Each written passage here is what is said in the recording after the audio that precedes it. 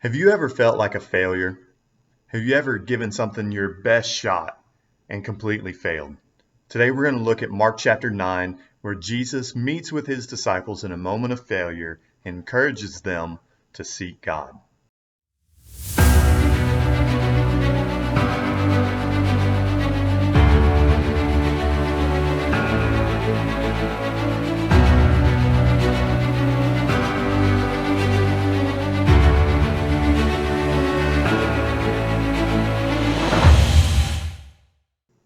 Whoever said that the Christian life would be easy was wrong. Christian life is as full with struggle as anyone else, and the Christian life is full of failure. In Mark chapter 9, verses 14 through 29, Jesus meets with his disciples in a moment of failure. He has just come down from the mountain where he was transfigured, and the three of his disciples saw Jesus in his glory. Surely one of the greatest moments of their time with Jesus. And they come down, and the remaining disciples have a crowd of people around them, and the scribes are arguing with the disciples. So Jesus asks what it is they're discussing. And here's the problem. There's a man in the crowd who has a boy as a son, and his son is possessed by a demon. And the dad describes that this demon causes him to have convulsions and causes him to foam at the mouth, and says the demon tries to throw him into the fire, throws him into the water, tries to kill him. And so this man apparently has come to Jesus' disciples with the hope that this demon could be forced out. And the disciples have seen Jesus cast out demons. They've been given authority and have cast out demons themselves. Yet suddenly in this situation, they're failures. And Jesus asks this man to bring the boy to him. And the man says in Mark 9, he says in verse 22, "If you can do anything, please have compassion on us and help us." And Jesus' response is to repeat what he says, "If you can." Of course he can. That's the reason they were bringing him in the first place, of course. But it just shows the doubt that was mixed with the faith that people had there.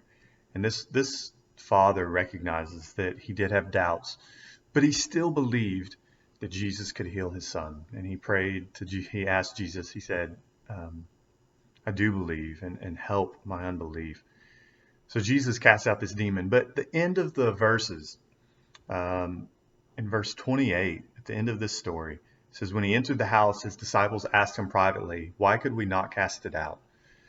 And I don't think the disciples are just asking a theological question or asking an educational question. I don't think the disciples are trying to understand how they can do something better.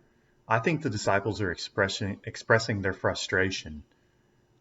This is the ministry that God has given them, part of the ministry God has given them, and they're failures at it.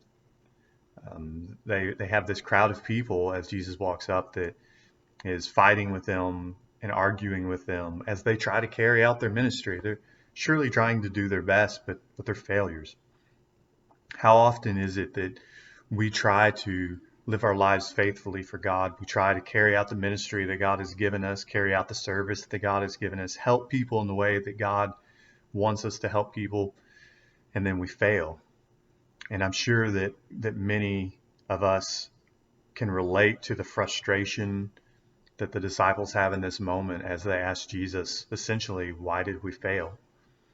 And Jesus' response is, verse 29, "This kind cannot be driven out by anything but prayer." And I think his point is this: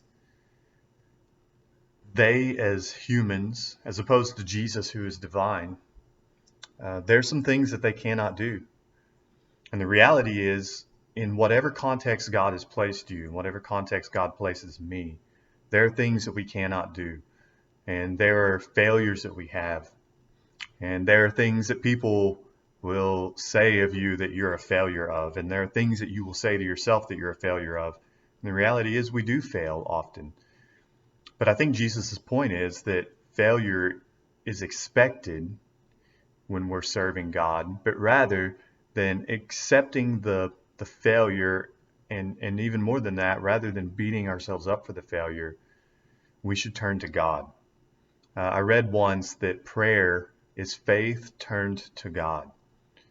And I think the lesson that comes out of this is that whenever you face a situation that's beyond your control, beyond your abilities, know that that is expected by God. God expects us to be weak. God expects us to have inabilities. But he also expects us, when we are unable, to turn to him who is able to do all things, who is able to do impossible things. As Jesus said to this father in verse 23, all things are possible for one who believes. And we know that that doesn't extend to things that are outside of God's will, but the things that we do in the ministry that God has put us in the service that God calls us to, in the compassion that God calls us to, even if we are unable to fulfill those, know that God is able to fulfill those things even in our weakness. So when you fail, turn to God, prayer, turn to God in faith.